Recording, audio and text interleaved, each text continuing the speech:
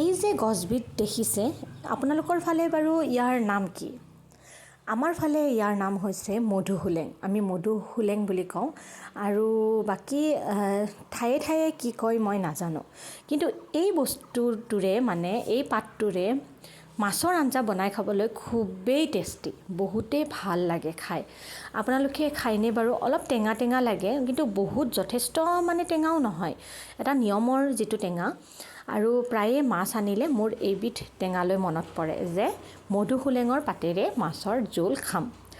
মাছৰ জোল খাব লাগিলে মধুসোলেঙৰ পাত বেষ্ট হয়। আপোনালোকে বিলাহীৰ জোল খাই বা আৰু বেহৰেৰেও চৰচৰি খাই ভাল লাগে, সেইটো বাৰু নকওঁ, কিন্তু এনেদৰে খায়ো বহুত ভাল লাগে। পেটৰ কাৰণে মহা ঔষধ।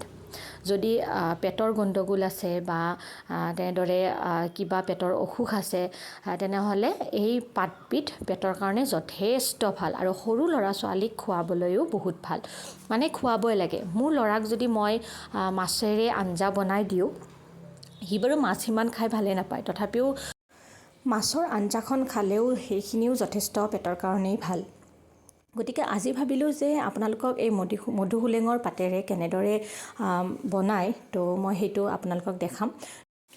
আজিৰ ভিডিঅ'টি চাওক আৰু চাই পেলাই ভাল লাগিলে লাইক, কমেণ্ট আৰু চেনেলটি ফ'ল' কৰিবলৈ একেবাৰে নাপাহৰিব। তেনেহ'লে আহকচোন ভিডিঅ'টি আৰম্ভ কৰোঁ কেনেদৰে মই আজি মাছৰ আঞ্জাখন বনাওঁ। পাতকেইটা ছিঙিলোঁ আৰু ছিঙি পেলাই এয়া হাজবেণ্ডে আনিছিল মাছ। আচলতে মাছৰ যিখন মানে মধুসোলেঙৰ টেঙা, সেই টেঙাখনেৰে পিচ মাছ মানে কটা মাছটো খাই বেছি ভাল লাগে। মই তেওঁক কৈছিলোঁ যে কটা মাছ লৈ আহিবা, কিন্তু তেখেতে মানে পাভ মাছ বেছিয়ে ভাল পায় খাই, তো তেখেতে পাভ লৈ আহিলে। এতিয়াতো আৰু পাত ছিঙিলোঁ, গোটেইখিনি যা যোগাৰ কৰিলোঁ, এতিয়াতো উপায় নাই, তো পাভ মাছেৰে আজি বনাম আৰু। কিন্তু পিচ মাছেৰে খাই বেছিয়ে ভাল লাগে। আপোনালোকে যদি কেতিয়াবা খায় পিচ মাছেৰে খাব। তো আমি যিহেতু খায়ে থকা হয়, গতিকে কথা নাই আৰু। তো এয়া প্ৰথমতে পাঁচফোৰণ দিছোঁ তেলত আৰু তাৰ পাছত শুকান জলকীয়া এটা দিছোঁ। এতিয়া সেইখিনি অকণমান ক'লা পৰিবলৈ দিছোঁ আৰু তাৰ পাছত বইল কৰি লোৱা আলু, মানে ভাতেই বহাই দিছোঁ আৰু ভাতৰ লগতে মই আলু একেলগে দি দিছোঁ মাছৰ কাৰণে। তো সেয়া বইল কৰি লোৱা আলুখিনি অকণমান ইয়াতে দি পেলাই এতিয়া ভাজি ল'ম। এতিয়া অকণমান ভজা যোৱাৰ পাছত তাৰ পাছত মই এতিয়া ইয়াতে দিম আদা নহৰু পেষ্ট। আদা নহৰু পেষ্টখিনি দিলে মানে আঞ্জাখনৰ সোৱাদটো অলপ বেছি হয়। আৰু মধুসোলেং যিটো হয়, মধুসোলেঙৰ পাতকেইটা অকণমান বেছি টাইম ভাজিব লাগে। বেছি টাইম ভাজিলে তাৰ এটা গোন্ধ থাকে, সেই গোন্ধটো মানে নোহোৱা হয়। এতিয়া ইয়াত মই নিমখ, হালধি এনেদৰে দি দিম আৰু অকণমান জিৰা গুড়ি, ধনিয়া গুড়ি অকণমানো মই ইয়াতে দি দিম। ধুনীয়াকৈ ভাঙি লৈ পেলাই ভাজিলে হ'ল। আলুখিনি প্ৰথমতে ভালকৈ ভাজি ল'ব লাগিব, আৰু প্ৰথমতে আলুখিনি যদি ভালকৈ ভাজি লোৱা নাযায়, তেনেহ'লে আঞ্জাখনৰ সোৱাদটো সিমান নাথাকিব।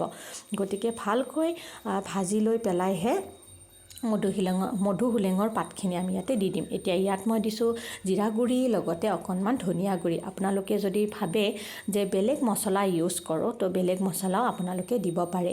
এতিয়া এইখিনি খুব ধুনীয়াকৈ ভাজি লৈ ইয়াতে মই পাতকেইটা দি দিম।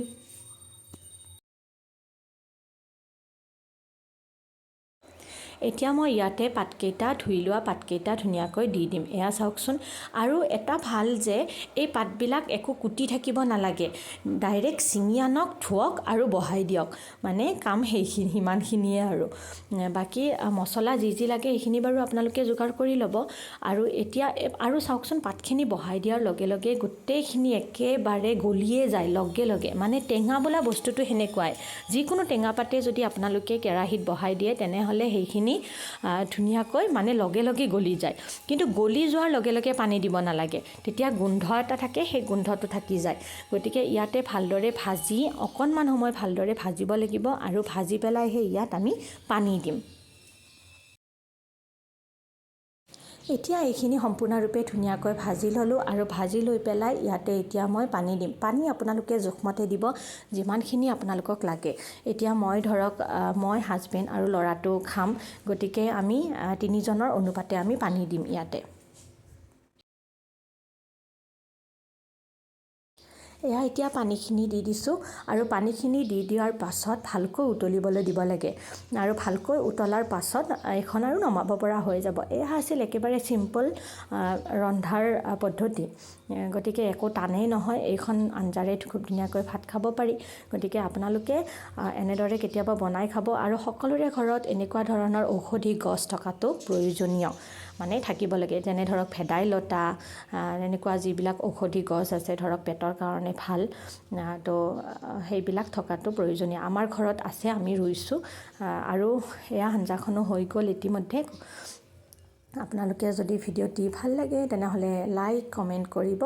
আৰু আজিলৈ আহিছোঁ, এইখিনিয়ে আছিল আজি মোৰ ৰেচিপি ভিডিঅ'। বহুদিন ৰেচিপি ভিডিঅ' একো দিয়াই নাই, গতিকে ভাবিলোঁ যে দিওঁ। তেনেহ'লে আহিছোঁ আৰু লগ পাম নেক্সট ভিডিঅ'ত।